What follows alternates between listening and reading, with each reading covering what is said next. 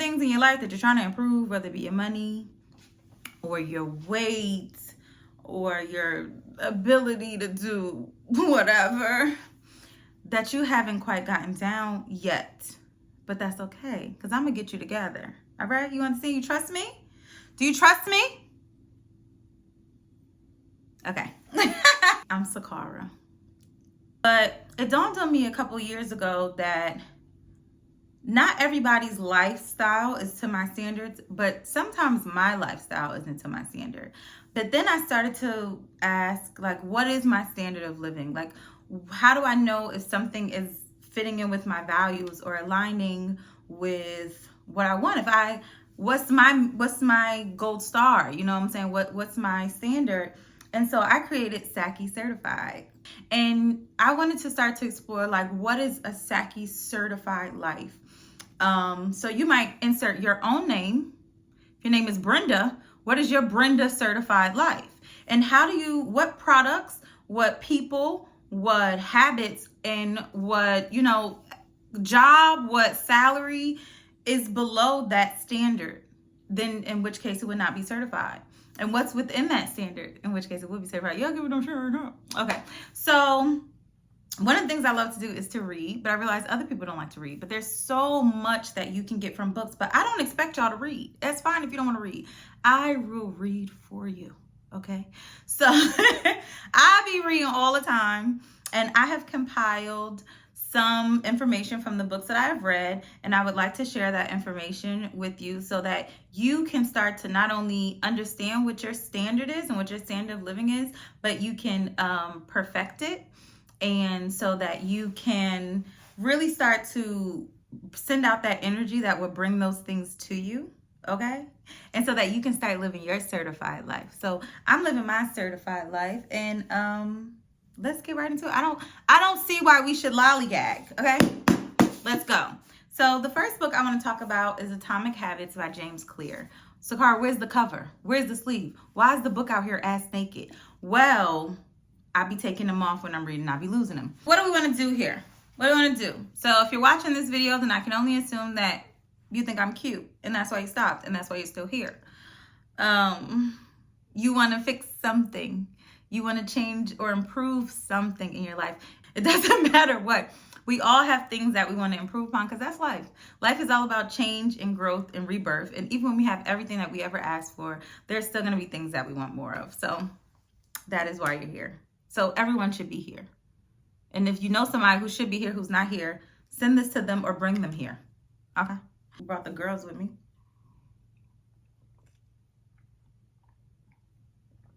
Sorry. Let's continue. All right. So one of the things that we can fix and we can improve are our habits, because the habits that we form the rest of our lives, right? So all of us have habits. Every single living person, every pet, every plant has a habit of doing a thing a certain way. And the more we are intentional with our habits, and the more that we really, set that Saki certified standard of what we want our habits to look like, the more control we have over the outcome of our lives. So if you want more money, form some money growing habits. If you want to lose weight, you need those weight loss habits. Am I making sense here? If your kids is bad as shit, and you want better kids, form better parenting habits. Okay, it applies to everybody. It applies to everybody at all things at all times. So Atomic Habits by James Clear. Is it upside down or right side up? Atomic Habits by James Clear. And the subtitle is Tiny Changes, Remarkable Results. So, is this book Saki certified? That's the first question we have to ask. Yes. Yes, it is. 5 stars, or maybe 4.5. I don't know. We'll get into it. Let's first learn what the book is about. It was very easy to read. It includes a lot of data and science and research, but it also includes enough just like storytelling that it doesn't feel like, okay, I'm reading a research journal. It was very easy to read and understand. These are not prescription. I got them from Target. Oh, wait a minute. They don't sponsor me. So there are 20 chapters and 264 pages. It's not a quick read. This is not something you finna sit down at the train stop and finish unless you're like a speed reader, like that guy who was like, blah, blah, blah, blah, blah. It's It's not a quick read, but it's a good read. It's a worth it read. So I would say maybe take me about 2 weeks. I could say I probably could read about 100 pages in a week if I'm, reading a few pages before bed, maybe like 20 pages at night before I go to sleep. So in 2 weeks, I finish the book, not on the weekends. I try to have a little bit of a life sometimes. Okay, so I would say the introduction is bomb. So before I even get into how this book is going to help you and help your life, can we just for a second talk about the introduction? Okay, so basically, pull on up. So basically, the way the book starts, right? The guy who wrote the book, James Clear, he used to be a baseball player. And his sophomore year, he was at practice and somebody hit him in the face with a baseball. And I don't know if y'all watch baseball, if y'all know the first and last thing about baseball, but when them balls come, they're fast. So anyway, he gets hit in the face with a baseball, shatters his whole shit, crushes his nose, fractures his skull. Hold on, because I wrote something down. He was a baseball player, got hit in the face real bad, crushed his nose, multiple skull fractures, 2 shattered eye sockets.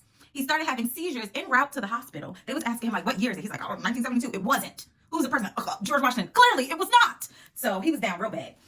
Anyway, he was put in this medically induced coma.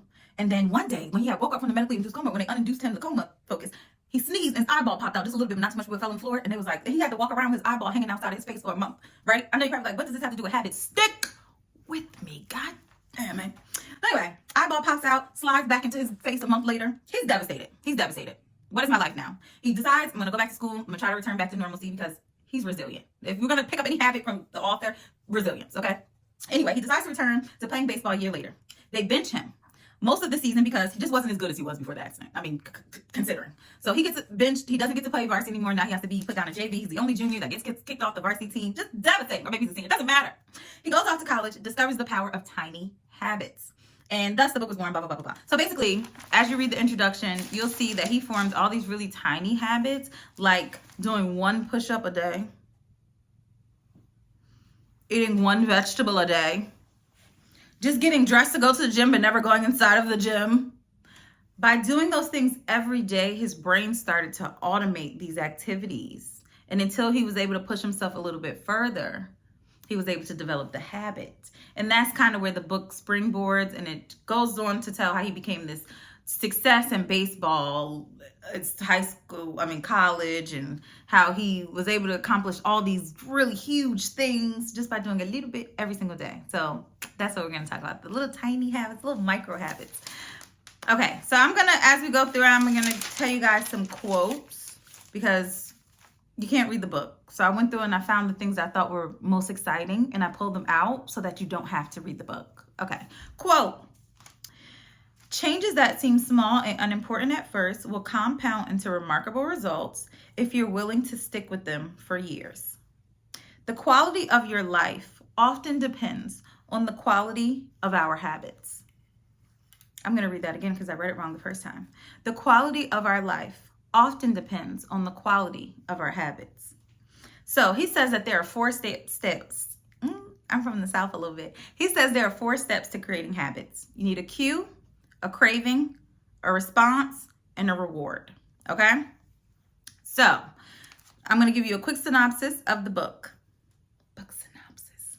Small, unnoticeable changes in our routine become automatic to our brains.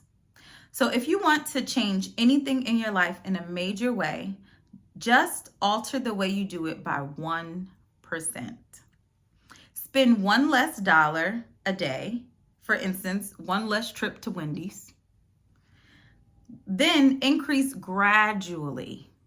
Your brain will create a routine based on this change, so you no longer have to think about doing it. Basically, like your brain is really good at creating automatic habits. Like when you are driving home from work, but you decided that after work you wanted to stop by the store. You might look up and realize you're pulling in your driveway. But wait a minute. Didn't I say I had wanted to stop by the store? It's because that's your routine and that's your habit. So without you even have to consciously think about it, your brain has already automated that process for you because the brain has been busy, all right? It's trying to keep your whole nervous system situating. It's trying to keep all the organs notified. Hey, this is what we doing today. So if you trouble your brain with new things, it's like, sis, not right now. I'm busy. I'm already overworked. I'm running this whole ship. You know what I'm saying? But if you gradually introduce a new concept to your brain, it will start to automate that process so it can get back to the important work that it wants to do. It's like this. You don't have to read a book.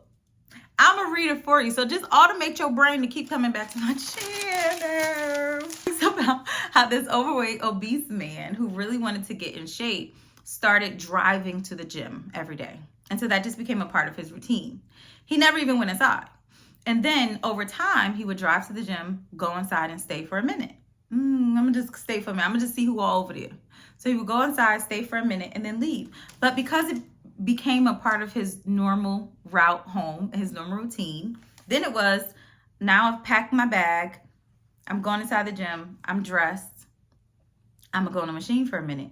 And then he lost 100 pounds or something, 75 pounds, something like that. It doesn't matter. But the point of it was his brain created a routine around that action. And then he was able to sustain the weight loss because now it became a habit. Sakara, give us more quotes. So another quote from the book. Search for a tiny margin of improvement in everything you do. I'm going to repeat it for you. Search for a tiny margin of improvement in everything you do. This is my favorite quote from the book. Okay, y'all ready? This is my favorite quote from the book. If you can get 1% better each day for 1 year, you'll end up 37 times better. But if you get 1% worse each day for 1 year, you'll decline nearly down to 0.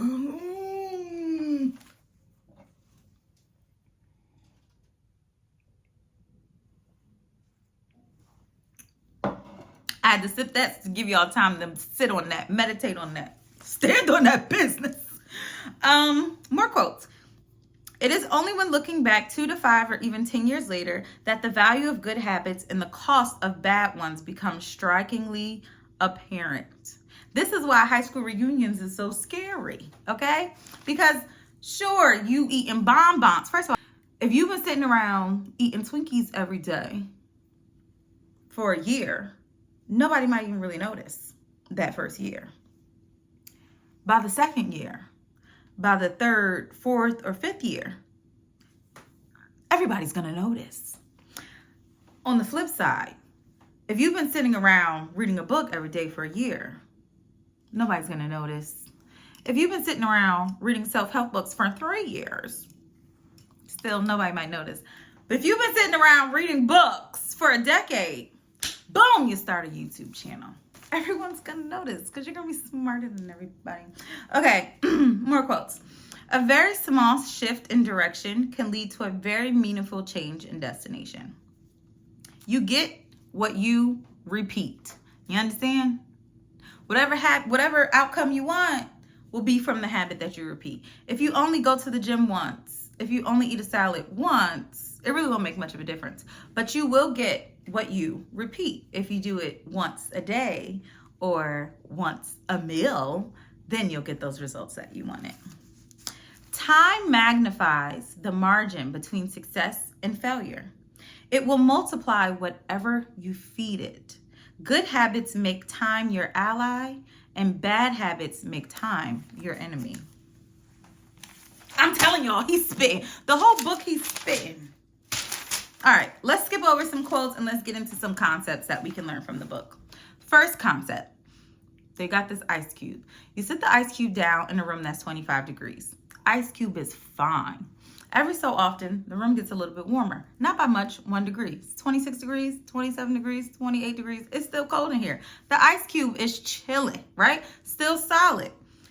26, 27, 28, 29, no change. At 32 degrees, you notice a little puddle of water.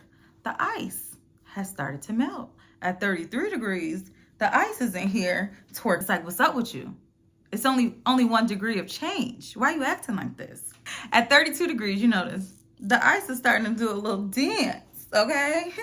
Round of applause. The ice is acting different. So that 1 degree shift from 31 degrees to 32 degrees unlocks a huge change. Even though there has been small changes over time of 1 degree, no big diff. But that from 31 to 32 was the moment of, okay, that was like, ah. Here's a quote. Breakthrough moments are often the result of many previous actions. I'll repeat. Breakthrough moments are often the result of many previous actions, not just one. The most powerful outcomes are often delayed. Like trees. Trees are not like flowers. You don't just plant a tree and in a month you have a full-grown tree. Mastery requires patience. Mastery requires patience. Next concept. Here's the second concept that was introduced in the book. Goals are results that you want, okay? Systems are the process that lead to results. Now, I'm very goal-oriented. I'm all about the goals, but he just wants you to separate your idea of what a goal is and focus on a system. So in that way, I do agree with him. You should set goals, but if you don't also set systems, you're setting yourself back. Me with the bars. Just give me a Grammy. Goals are good for setting a direction. Systems are best for making progress. Now, here's the problem he says with goals. Winners and losers start with the same goal. So obviously setting the goal is not the problem. Because if it was just, I have a goal and you don't, what happens when we have the same goal and we get different results?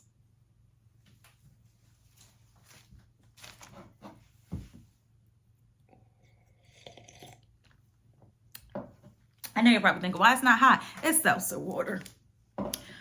Achieving a goal is only a momentary change. You might set out to achieve a goal, achieve that goal, and then not actually make any real changes in your life. Goals are for the moment. If you create a system, it's for a lifetime. Here's a quote. You do not rise to the level of your goals. You fall to the level of your systems. Not with the threat. Come on, Mr. Clear. Come on, James. Let's continue. A new concept. Outcomes are what you get. Processes are what you do. And identity is what you believe. Here's a quote. Your old identity can sabotage your new plans for change. Your old identity can sabotage your new change. I'm going to say it again the correct way. Your old identity can sabotage your new plans for change. Ooh, he be going off. I'm a little Jamaican. It's one thing to say, I'm the type of person who wants this. It's something very different to say, I'm the type of person who is this. Stand on business. I'm going to stop saying that. Sorry. It's one thing to say I'm the type of person who wants this. It's a whole nother thing to say I'm the type of person who is this. The way James be going off in this book. He calling out all the frauds. He calling out, True behavior change is identity change. New concept. I need a little bell because this is aggressive. Don't read a book, become a reader. Don't run a marathon, become a runner. Don't learn an instrument, become a musician. What you do is an indication of the type of person you believe that you are. Now, some of us in our relationships, and I feel like this conversation has come up a lot of times with me and my friends, right? Because we all out here just trying to get married. Okay. Oh, the girlies in their 30s, marry us, please. But a lot of times we'll say, why are we entering this type of relationship over and over and over? Why is this the man I'm attracting? Because first of all, sis, you've already told yourself a story of who you are, and then the person that you bring into your life is just only reflecting the character you want in that story. So a lot of our lives are really not based off of what we want. Our lives are based off of who we think we are and what we think we deserve. You might have a friend who you think is very intelligent but keeps working at jobs where they don't get paid what they deserve. And it's like, sis, how you keep ending up in this? It's not what you think that person deserves. It's what that person feels that they deserve. It's their identity. So basically what Mr. Clear is saying, Mr. Clear. Basically what he's saying is your habits will develop almost like a callus around who you think you are. Okay, you better shave that motherfucker down. You are simply acting like the type of person you already believe yourself to be. In relationships, at work, at home, when you eat, when you parent, when you do everything. You're only just acting like who you, and I know y'all think this flower is going to fall off, but it's not. Trust me, it's in there. It's solid. You can't get too attached to one version of your identity. You can't get too attached to one version of your identity. It closes too many doors. If you want to change, if you want to make changes, you got to be a little bit more fluid in your version of your identity. The process of building habits is actually the process of becoming yourself.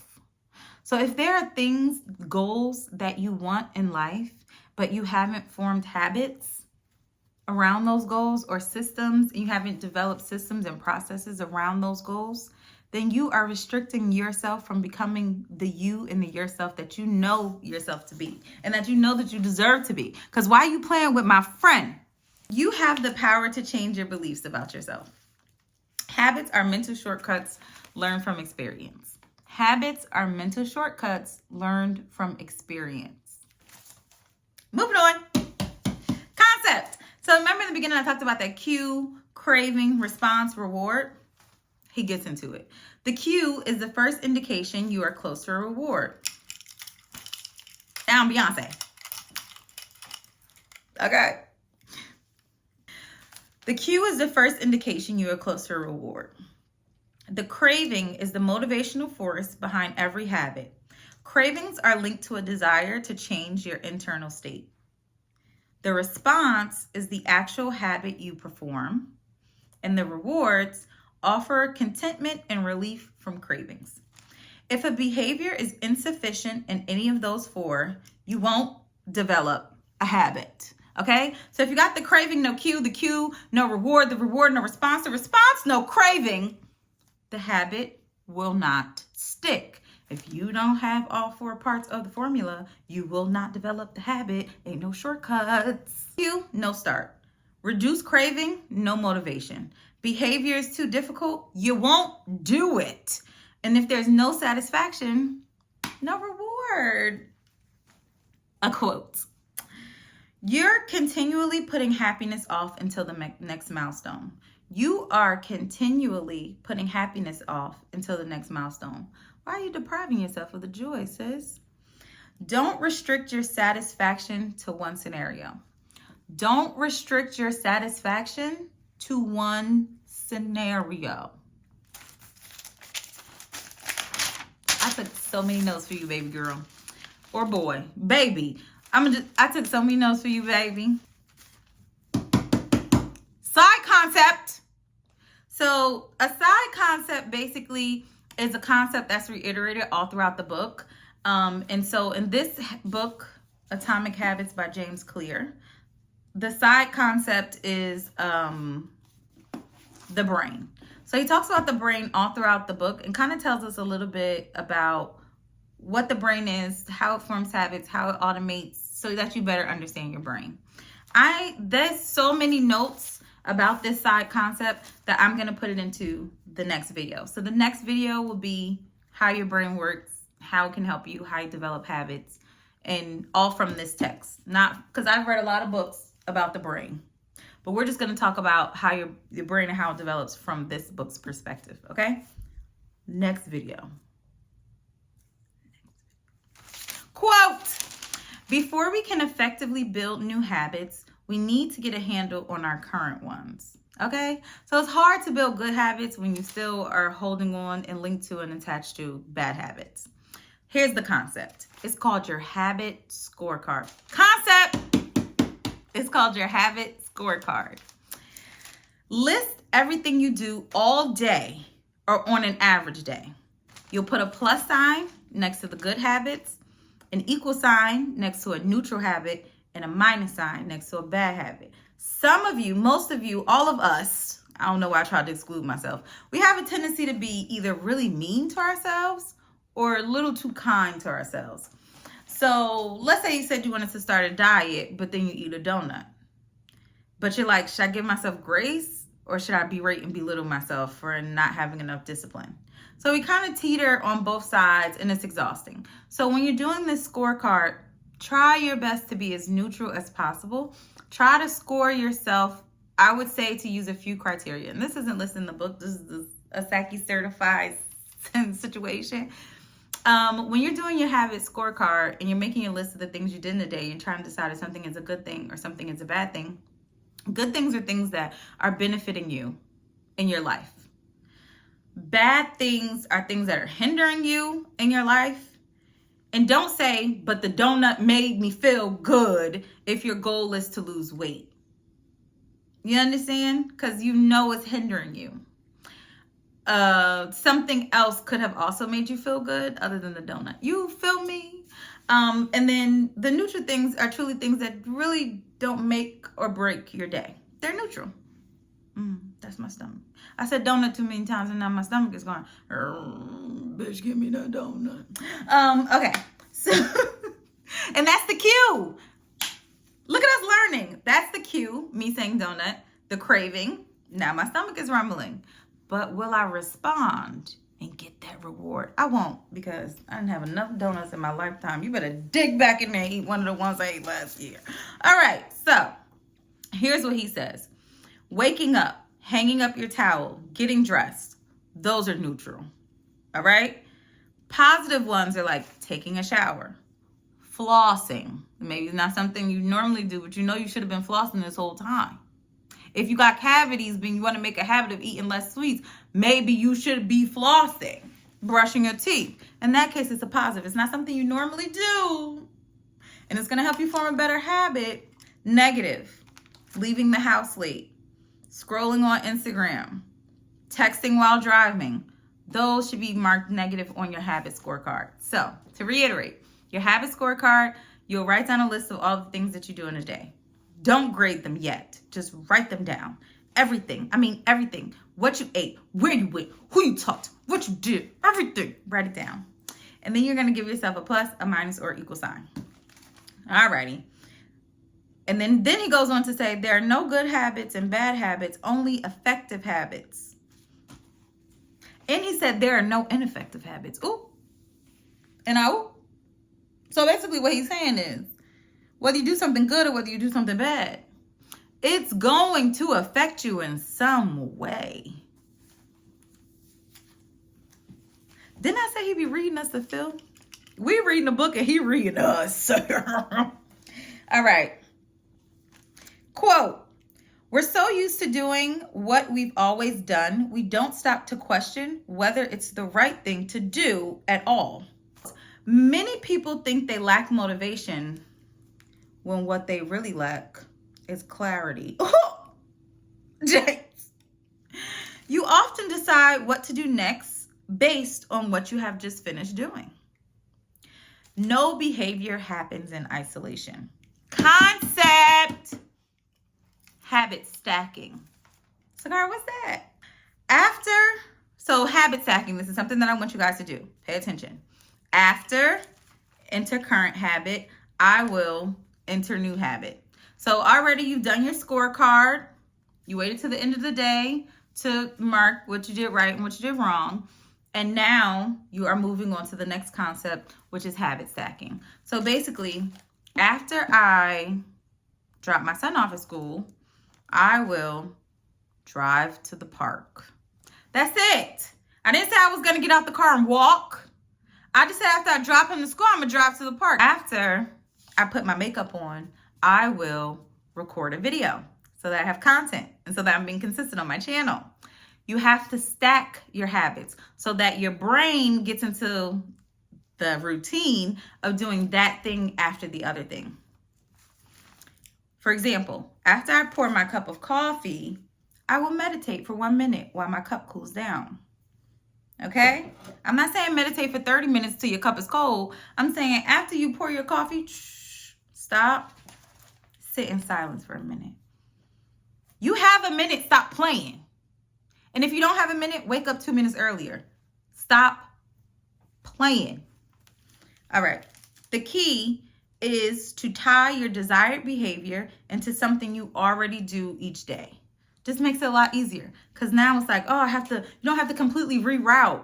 It's just like, look, we're just tying it together. It's a buddy system. It's a buddy system. Okay? Quote, environment shapes human behavior. If you want to make a habit a big part of your life, make the cue a big part of your environment. Most people live in a world others have created for them. Mr. James, why you snatching my edges? That's why I got the flower crown, because Mr. James done snatched my edges. Most people live in a world others have created for them. Why you say that? Every habit should have a home. If you create an environment around the things that you want to do, it becomes a lot easier for you to do the thing. Concept. Bad habits feed themselves. You can break a habit, but you are unlikely to forget it. And that goes back to your brain about how everything you do gets etched into the fabric of your brain. Your brain is so weird and cool. So one example, and I thought this was a really cool example. They took drug addicts and they took a picture of cocaine and flashed it amongst many other pictures, but they flashed it one time for 33 milliseconds. It's 33 milliseconds is too fast for the brain to process the image. Like I just flashed the cocaine. Did y'all see it? I'm just kidding. Did I? If you're addicted to drugs, do you want some now? Okay. Anyway, 33 milliseconds is too fast for your brain to process the image, but already the craving begins. Before your brain can even process a cue or a craving, before your brain can even fully process a cue, the craving has already started because your habits are literally etched into your brain. So he says to optimize your environment instead of trying to overpower your temptation. It's highly unlikely that you're going to forget you're addicted to crack. It's highly unlikely that you're going to forget that donuts are so good. It's highly unlikely that you're going to forget that you want a new Gucci purse. It's highly unlikely that you're going to forget that you want some diamond earrings. You're not going to forget your poor spending habits. You're not going to forget your food cravings. You're not going to forget your addictions. So stop just trying to rely on willpower and overcoming your temptations. Okay? Because even if you've been clean for years, you still gonna lust for that motherfucking pipe. Okay, sorry, I got way off track. So here's some of the quotes related to optimizing your environment. Habits are a dopamine-driven feedback loop. So let me tell you a funny story. So basically, they took these rats and they blocked the dopamine receptors in the brain of the rats. I don't know how they did it. Can they do that to humans? I don't know. Scientists just be doing shit. They got too much free time. So anyway, they blocked the dopamine receptors in the mind of these rats. And the rats lost their whole will to live. So much so that they would not drink water because they saw no reason to live. And they thirsted to death. They died of thirst, okay? So they were like, wow, we shouldn't have done that. Let's put some sugar in the water because everybody loves sugar. And even though sugar will not increase the dopamine, it'll increase other pleasure responses in their brains. So they drank the sugar water and they were like, that's good. That was delicious. But because they didn't have the dopamine, no desire to live. They never went back to the water. Also thirsted to death, died of thirst. What did that teach us? That the dopamine is what's driving us to get to what we want. It's what's developing that craving. The dopamine is what sees that cue, because you can have the cue, no dopamine, no craving. So habits are a dopamine-driven feedback loop. Habits are a dopamine-driven feedback loop. So we want to be activating that dopamine. And because scientists know this, it means that businesses know this also. Look at people at slot machines. It's cue, craving, dopamine, dopamine. Oh, so flashy lights, Las Vegas, Atlantic City, take me. You know what I'm saying? And then you look and they've spent a whole day waiting to win. They might not even win, but that cue, that craving, that dopamine, it keeps them there all day. They did the reverse experiment with mice, and instead of blocking their dopamine, they really heightened their dopamine receptors, and they was in there like, all right, quote. The anticipation of an experience can often feel better than the attainment of it. Exactly. So we confuse ourselves. It's that dopamine, building that anticipation, making that craving, have us out there like the mice. All right, so concept, temptation building. Linking an action you want to do with an action you need to do. This is a really good one. This is one I like, temptation building. So for example, here's an example that they used in the book. The TV network ABC wanted people to watch their Shondaland shows, which was Scandal, How to Get Away with Murder, and Grey's Anatomy. So they put all the shows together on Thursday night, and they started to tell people, TGIT. Thank God it's Thursday. Eat popcorn, drink wine, relax. Now, if that wasn't hitting their demographic, they wanted moms, they wanted women, they wanted people who were into wine, women, and popcorn to sit down and watch these shows. So people started to, in their brains, link Thursdays with relaxation and with popcorn and with wine and your kids. Have an excuse to tell your kids to get out your face so that you can watch your shows. And where can you get all those things? On ABC. They're handing you 3 hours of just me time. But really, it was just a show. But it worked so well, didn't it? Because I know I was tuned in every Thursday, leaving all my obligations. I was rescheduling plans so that I can go sit in my jammies and watch Scandal, How to Get Away with Murder, and Grey's Anatomy. So it works. ABC associated what they needed, viewers, to what viewers wanted, which was relaxation. And people began connecting watching ABC with feeling relaxed. And basically what they're saying in Atomic Habits is that you can do the same thing in your own brain for your own goals and results, not the goals and results of ABC and all these corporations and businesses. They do temptation bundling all the time. They think about the things that they want, which is us. They want our money, and they want our viewership. They like content creators like me. I want you to watch my video. So I'm going to bundle your temptations. I'm going to tell you that if you watch my videos, that your life will be 100 times better. I'm going to tell you that if you watch my videos, that you'll never want for anything ever again. But your trust. Basically, you can do the same thing in your own life. You find a behavior more attractive if you get to do one of your favorite things at the same time. So, watch a Saki Certified video. Why are you using the bathroom? Every time you go to take a shit, log onto my channel and watch. Why? Because it's temptation bundling. You're always going to have the urge to pee or poop. So if I tell you to watch my video while you're peeing or pooping, I get more views and you get to release yourself. And now you got something to do while you're on the toilet. Temptation bundling. How does it work? After habit I need, I will habit I want. After I go to the gym, I will go get a pedicure. After I save $100, I will binge watch a new show. Do I deserve to binge watch a new show now? Maybe.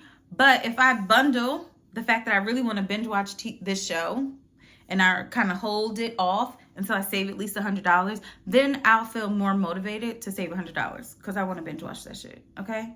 They got really dark and sexy in here. Ooh. Quote, whatever habits are normal in your culture are among the most attractive behaviors you'll find.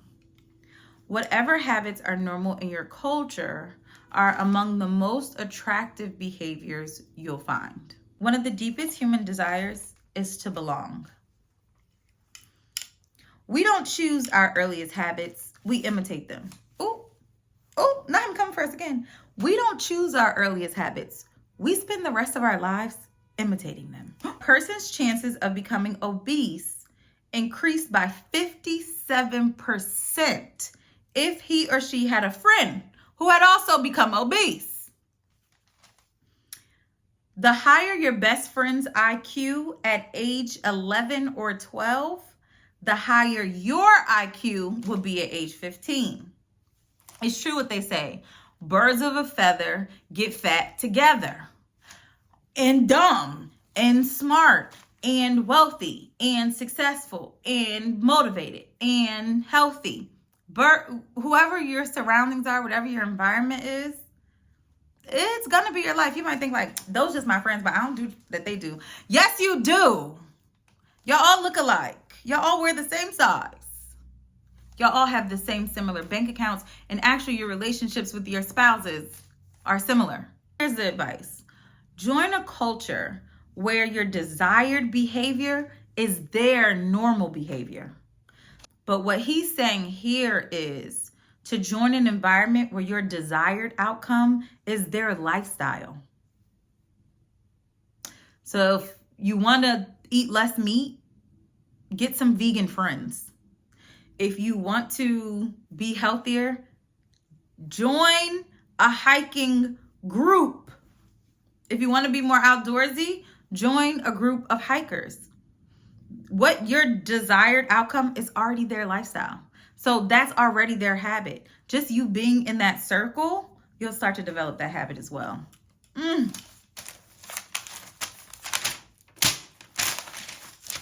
More, please.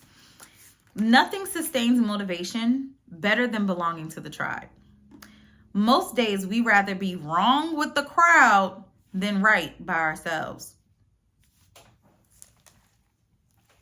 So that's part 1 of the Atomic Habits by James Clear. I mean, we was getting into it.